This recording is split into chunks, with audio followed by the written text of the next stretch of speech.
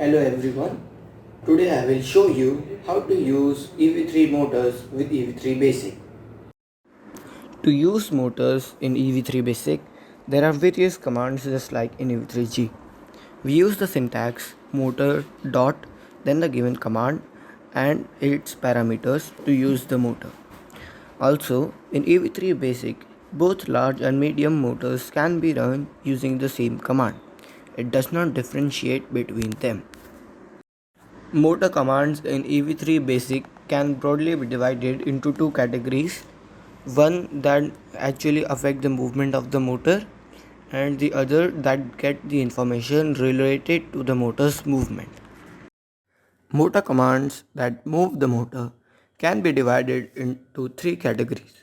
First is the one which block the execution of the program until the motor relation has completed. Example is the motor.move statement. So the program will not continue until the motor has completed its movement. Second is the start motor.start command. They start the motors infinitely until the program ends or the motors are stopped using the motor.stop command. And the third one is the type of command which starts the rotation of the motor for a defined number of degrees and do not block the execution unlike the first type of statements. For example, the motor.schedule command. So it will start the movement of the motor and execution will continue. Following is a list of commands that get information related to the motor's movement. First, we have the motor.getCount, which gives the reading of the current rotation count of a motor. We have motor.getSpeed, which gives the reading of the current speed of a motor. Then there is motor.invert, which reverses the polarity or direction of a motor. And motor.isBusy checks whether a motor is currently running. And to set the rotation count of one or more motors to 0, we use motor.resetCount. Motor.stop stops all the movement of a motor, and motor.wait waits for the motors to complete a schedule or move operation. All of these are written with their proper syntaxes and a short description giving their function. And the port used here is a string with options A, B, C or D, which correspond to the ports on the EV3, and break here is a logic which takes either true or false. It takes true if it should apply the brake and false if it should not apply any brake.